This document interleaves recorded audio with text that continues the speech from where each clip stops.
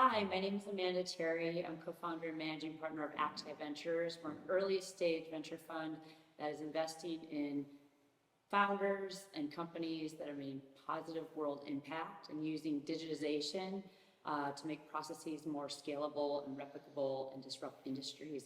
I am so excited today to have an opportunity to sit down with Tobin Fisher. He is the co-founder and CEO of Vantage Robotics. Thanks, Tobin, for letting us come to your office and get an opportunity to spend some time together. Oh, well, thank you so much, Amanda. It's an honor to have you all involved, and pleasure to get to have you here. Yeah, I'm excited to kind of get a tour and check out some of the product too after this. But maybe you could just give a little bit about your background in your own words, and then we can kind of, if you want to include that too, like the founding of Vantage Robotics and how that all happened. Sure, yeah, absolutely. So I think of myself first and foremost as a product designer and an engineer. So I originally got my mechanical engineering degree from Yale, and then actually worked in strategy consulting for a little while. Got to do some really fun work there, but missed making stuff. And so I went back and began a first of many pay cuts in my career to go to IDEO to be a design engineer. And they're considered to be one of the best design consultancies in the world, and really cut my teeth on how one creates really polished product experiences and learn from the best there, which was super exciting. And then I actually continued that education under the founder of IDEO, David Kelly, at the Stanford Joint Program in Design, which is a really wild program that's taught jointly at Stanford by the art school and the engineering school, and lets in 15 people a year, and they work under David Kelly to just continue to hone skills on the product development and design process and user-centered design. And my goal out of there was to start a company, which I did with the chair of Stanford's mechanical engineering program, Dr. Fritz Prinz, as well as a student from the Stanford Business School. We started a micro fuel cell company and made a ton of innovations on mobile hydrogen generation and mobile fuel cell systems. Ended up ultimately creating a BA-5590 replacement for the DoD and the Army. And actually the company was funded with a line item on the congressional budget for the work we were doing, which was super exciting. And I left Artica, micro fuel cell company, with an interest in software, and started a software company, made a publication platform for guides on mobile phones. And ultimately discovered that it was a lot easier to build and scale products and software and make money, and did so. Ultimately, Apple changed their rules that really prevented us from growing. But because we'd taken no investor money, my co-founder, and I were able to split our shares of the proceeds, and I put all of mine into starting Vantage. And really drawn into it from a combination of reasons. One was the ability to do both software and hardware innovation. I saw a challenge that looked a lot like sort of the early stages of the projects that I take on my IDEO days, where it was a technology that had decades of research behind it, and a lot of the really kind of hard, risky problems solved, but still some very interesting challenges remaining in terms of making it a successful product experience. Notably, the way I got originally excited about it was I competed in a sort of esoteric sport called kitesurf racing. And one night there was no wind, and one of the guys who I raced against was actually 7-time world champion, Johnny Heineken, was out flying an Arducopter. I saw that, and I was like, oh, this is cool. This is it's something that both is interesting to me intellectually, but that also just brings together so many passions I've had from earliest years of making model airplanes and model rockets, and experimenting making flying things. Wow. Wait, so is this how you met Bill through kitesurfing, or totally unrelated that you both love kitesurfing? No, I think I met Bill through Mai Tai originally and kitesurfing, and notably actually also met my co-founder, Joe Vendikirk, also sort of through kitesurfing. I was looking around for someone to co-found the company with, and was talking to a friend who I know through kitesurfing at MIT's other labs, and he knew Joe, and I was at the time working on these novel composite airframes, and Joe was working on these micro gimbals, and it was a co-founder match made in heaven, and allowed us to ultimately build our first product together. Very cool. Wow. So I guess when you were starting, what was the purpose, like, the mission of Vantage Robotics, and how has that changed, right? Because you started that in 2013, so it's been, you've been at it for a while. So how has the company kind of evolved from the founding to now? It's evolved a lot and very little at the same time. My goal as an entrepreneur has always been to be mission-driven first and foremost, and with a very broad mission of making a positive impact on the world that I could be proud of and believe in. And the way I measure that now is especially just something that I'm proud to tell my kids about, and feel like it will make their lives better and their kids' lives better, is the test I used first and foremost. And there's many different ways to get to that. And it started out originally in consumer, and I just saw this amazing potential for a tool for creative expression. And we were creating our first product and sort of looking for how we were going to make an impact in the drone space. One of the observations that I made was that drones were kind of a geeky hobbyist tool. And people were doing a lot of landscape photography, amazing landscape photography. But when I looked at my own photos and talked, and I would ask everyone, friends and people close to me, I'd say, show me your favorite photo. Show me the video that you love most. And the one thing they all had in common was they had people in them. They were photos of their kids, of their family, of their friends, doing things that they loved. And so I wanted to make a drone that could work in that environment.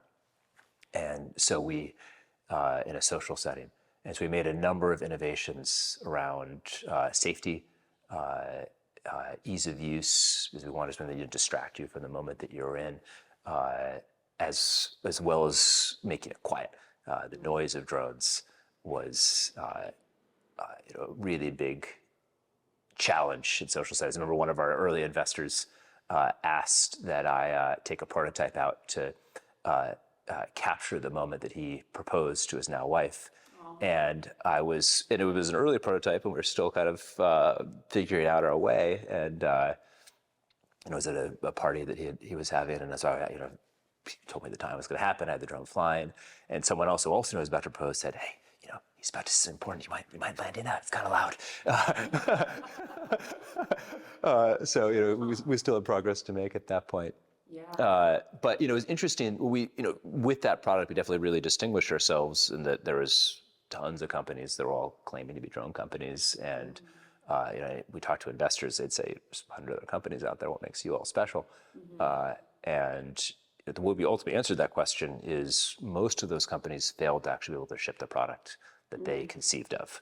A lot of big companies went out of business, really dying in the challenge of making a prototype work to making something work at scale. And that was hard. It was really hard. It very, very honestly nearly killed us, both emotionally, physically, financially. But we made it through. We launched. We shipped over 1,000 units of the product. So when was that, from 2013 till when did you first ship? We had our very first unit shipped in revenue in 2016, in the end of 2016. And the first unit we shipped survived 2 weeks in our customers' hands before they returned it because they broke it. And we fixed it, and then it survived for a month. And that was consumer? Consumer, yeah. We made the mistake of shipping to a firefighter as our very first customer. It's a good friend, but firefighters are notoriously hard on things. And Yes. he was no exception. Okay. Yeah, that was 2016. And it was really interesting in that one of the things we learned from engaging with the marketplace was that the innovations we had made were certainly meaningful to consumer. And we still have some consumers actually still using the product today, which I'm so proud of. They did start lasting longer than 2 weeks in a month with some hard work. And what we learned is the innovations we made were really much more valued elsewhere.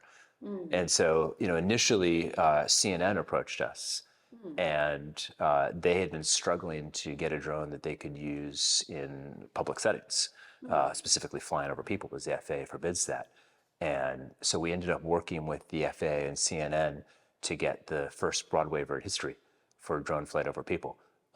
And And what was that innovation? Was it the safety of the this, blades or the sound, or what was the? it was the safety, and it was a combination. It was obviously, having the blades be caged was useful, but a lot of companies had figured out that. It was specifically the ability to both break apart and deform on impact. And our ability to demonstrate that actually absorbed over 75% of the kinetic energy, which is how the FAA interpreted risk. We ended up, the FAA originally said, risk was measured in kilojoules by the kinetic energy on impact. And I tried at length to explain to them that the kinetic energy of a beach ball is very different than a razor-tipped arrow. I'm sorry, the kinetic energy of a beach ball and a razor-tipped arrow is the same, but the lethality is completely different. And so we demonstrated by dropping our drone and then various other objects of the same kinetic energy onto a sheet of insulation foam that we bought at the Home Depot office was on top of, and did all sorts of mathematical analysis on the impact craters in order to, and then correlated that to health and injury metrics, and showed them that about 75% of the energy was absorbed, was 75% less dangerous than a steel ball of the same energy.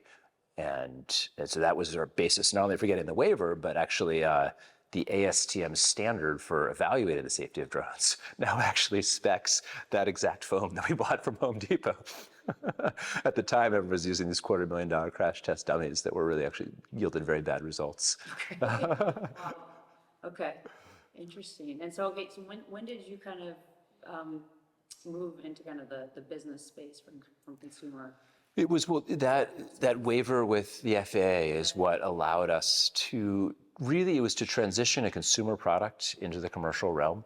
And this was an awkward transition because it was designed entirely for consumer. There's a lot of choices we made, like especially the radio we used and details. Just to keep the cost lower? Correct. Yeah. So that, that heritage of low cost is something we've kept with us and has definitely proven to be very useful as we've entered new markets. Yeah. But at the same token, it created a challenge for us to really reach our potential in the commercial space.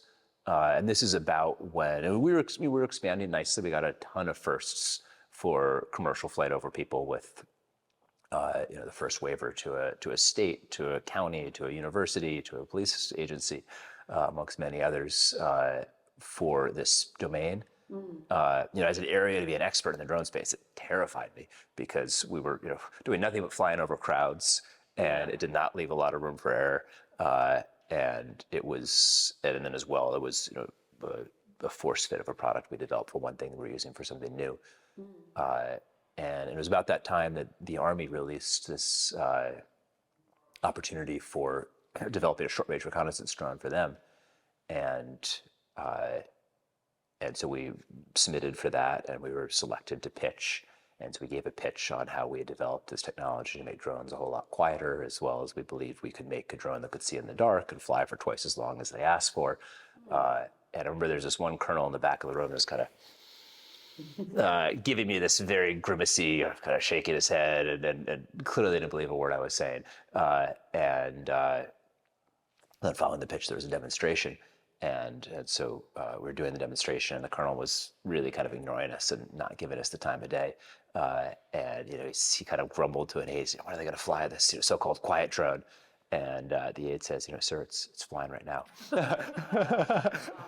And he kind of looks up, and as at that moment, I'm like, "Yeah, all right, we're going to get this." And so we did get that. And that's what allowed us to create the first generation of this product. I'm actually very excited to be holding up one of the first 8 prototypes of the second generation of that product, Vesper. Okay. And we ended up doing everything we said we're going to do with Vesper. So we achieved the flight time we said we're going to do. We achieved the amazing low light performance, the amazing zoom. Wow. And that really made a name for us within DoD.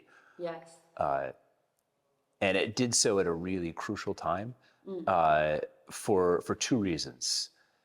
One was that the DoD begun to recognize that the industrial base created largely during World War I and World War II was not innovating as efficiently as they wanted them to. That it had become very, very expensive. The sort of the notorious $1 million toilet seats and so on and so forth.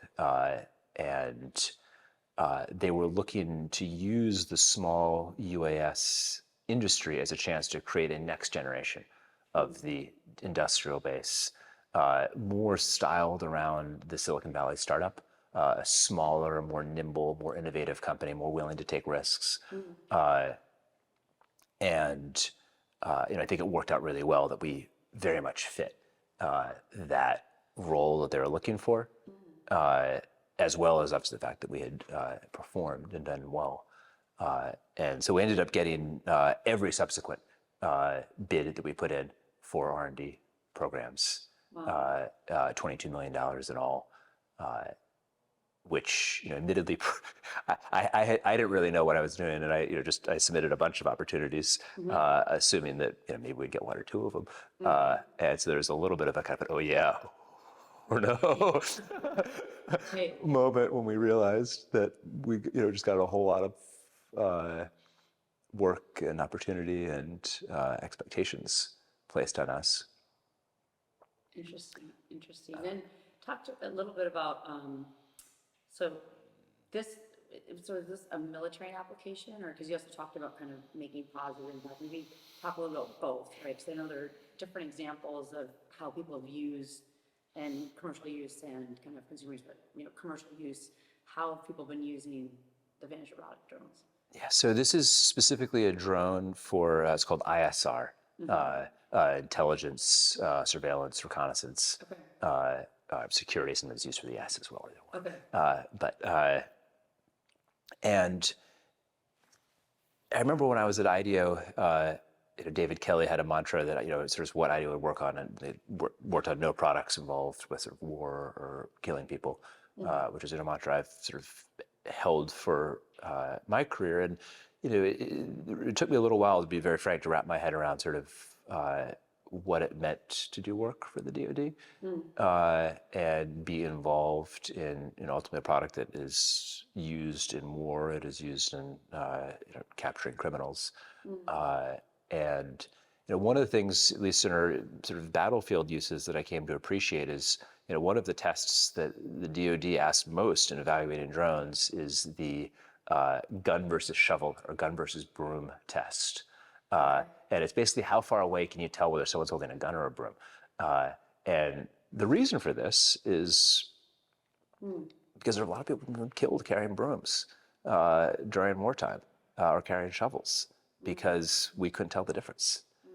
And so the ability that ultimately that drones offer is to narrow the impact of war, and make sure at least that war is directed to the participants, and not to the non-participants. Right. Which for me is very much an impact that I believe in. I don't think that war is going to go away. No. I think there is, especially right now, more than ever, a need for our country and our allies to defend their interest. And while I'm firmly aware that none of us, no country is perfect, given the choice in the world, I am very, very patriotic of what we do and believe in what we stand for as a country. And so I feel very proud to be able to support that, and those causes, and as well to make sure that when it's being supported, that both sides have minimum collateral damage in the process. The main use case right now that you're developing for is kind of, obviously it's low light, it's like before you're like, do you hear that drone out there? I was like, no, I was like that general looking up, like, wow, it's like completely quiet, right, in the air. And then also obviously like is it camera definition, or how would you describe that? Like, I guess it's being able to see far away, but like very detailed, right? Correct. It's the ability to observe without detection. Is one of the things that we do especially well. Yeah. And that has proven to be useful for a variety of customers. So defense, as well as a number of commercial applications, so inspections, especially of any sort of critical infrastructure, where they... Like real estate even or construction or like? Real estate and construction, but especially inspections of infrastructure that receives U.S. R&D, or I'm sorry, U.S. federal dollars. So communications, power, transportation, energy. Because one of the things that I mentioned, there are two things that kind of propelled our business. One was being part of this next generation of the defense industrial base. The other was the need for a trusted drone. So just about the time that the U.S. and our allies were discovering that the drones were really useful, they're also realizing that it was probably a risky move to depend on a potential future adversary in an external country, namely China, for our drones. Sure. And so there was a ton of laws passed in order to ban the use of Chinese-made drones, originally for DoD, and then for anything within the federal government, and then anything the federal dollars touched, and then a number of state and local governments, a number of international, or allied governments. And so it's those laws prohibiting the use of Chinese-made drones created this need for a trusted alternative. Yes. And that timing was really fortuitous for us, because that's as we were developing exactly that option for the Army. And, as well as for other commercial uses. And this is, just to be very clear, this is a dual-use drone. So we've never embarked on developing any military-only products. Yeah. We develop off-the-shelf products that are used by defense customers, as well as security, as well as inspections. Right. Some of our very big customers include the FBI, Department of Homeland Security.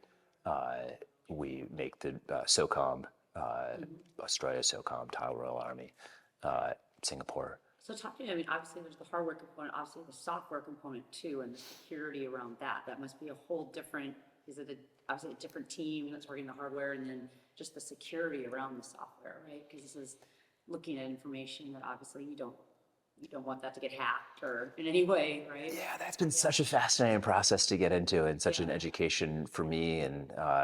And yes, so the entire system needs to be robust against hacking, of getting malicious software on it, of jamming, of the interception of the feed, of the decryption of the data. So everything on here is encrypted, both all the data in motion as well as the data in transit. Is AES 256 encryption. It's the standard of encryption that U.S. Department of State uses for their documents. So it's good. Pretty secure. good encryption. And then as well, we go through something called pen testing, or penetration testing, with partners from DoD, and where they basically do black hat operations to try to figure out how to breach our system, and they do great work. It's amazing. They'll come up with a list of, here's the 10 ways that we were able to breach your system, and then we go through and fix them, and that's how the system ultimately gets hardened, is that back and forth with a partner acting in a sort of mock adversarial way. And I remember the first time we spoke, you also talked about kind of uses like, I guess like patrolling marine protection areas. Are you working with governments on that? And are you mostly only working with U.S. governments because you are based here in the States, or other governments are comfortable? We ship around the world, and we ship to U.S. allies only. And we have had a number of applications for both in marine sanctuaries. So we're used for the study of marine mammals. And so that's one of the areas where both the long flight endurance, the low light performance, and the acoustic stealth, especially, because marine mammals are very sensitive to acoustics. So we've been used there. We've been used for anti-poaching applications. And then we've also been used in a number of really exciting applications with our partners in law enforcement. We're used to search for survivors in Maui. We were used to search for the shooter in Maine when law enforcement was serving a warrant to a murder suspect in San Francisco. They had Vesper out surreptitiously in the backyard, looking at the back of the house as they knocked on the front door. Making sure they didn't get out. Well, yeah, and as it turned out, they were able to witness someone going in back and burying something, and then they were able to dig that up afterwards and find a murder weapon. So, it has had a very real impact for people doing very serious and very important work. Wow.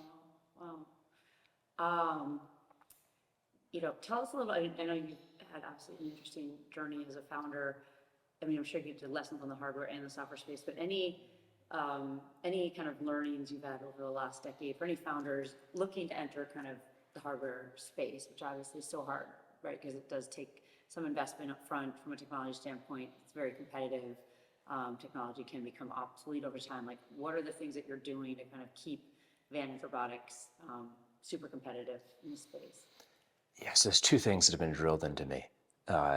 It's really just two words: humility, and that is in the hardware space. If you're in here long enough, it's beaten into you because you learn about all kinds of ways to fail that one would have never imagined. Ranging from having a chip that was $2 become $500 during the supply crisis to all of the ways that the product can break that you don't expect, and so many things, so many ways that there's only one way to make it work, and there are 1,000, 10,000 ways for it not to work.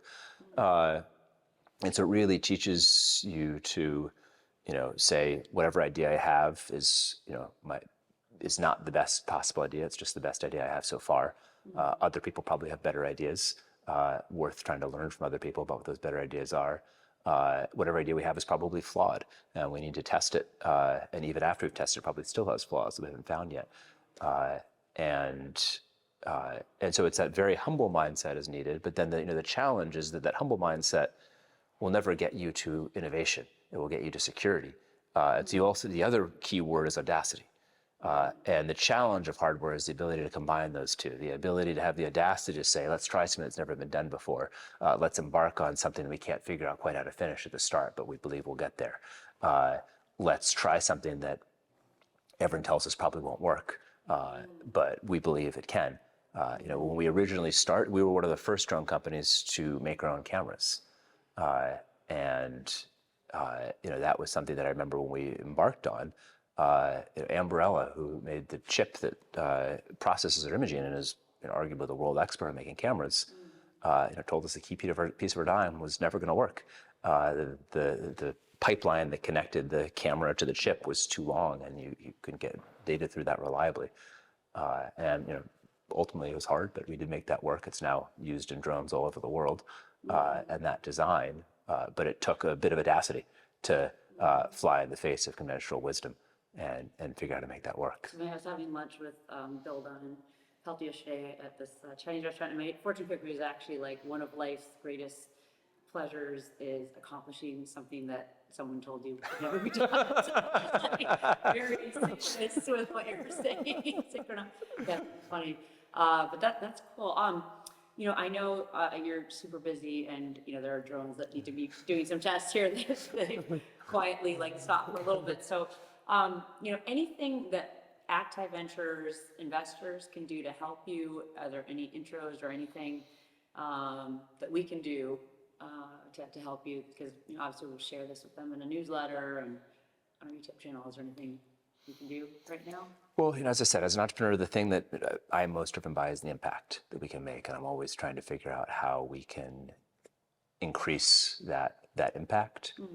And so, what I am always looking for are, connecting with customers who our products can help and benefit is the most direct impact. Would that be mostly? Obviously, you're already working with DoD, but law enforcement, or what would be the law enforcement, other range of security, both public and private, first responders, search and rescue, inspections, and then as well, the best customers are all the ones that we're not thinking of, that value a flying camera that has exceptional endurance, stealth, low light performance, zoom capabilities. We're constantly in search for new things we haven't conceived of, and literally on a monthly basis, people approach us with ideas that teach me humility and things I never considered, and what our product could have done. But so customers, people, team members to grow the company. One thing particularly looking for right now is someone to help in our outbound account-based marketing work. especially serving law enforcement. So team members who can help with that. And then, we definitely right now have more opportunity than we have resources to meet it. So resources is the third. But those three things of new customer applications, new people to help join the team, and resources, obviously investment or other resources to help us grow are the three asks. Great. Well, thank you so much again for letting me come visit your office. I'm excited to get a tour around a little bit and check out some of the product. And really appreciate your time, and we're excited to help support you and your growth and all the incredible innovation and things that we're doing here at Vantage Robotics. So thank you. Pleasure and an honor. Thanks as well.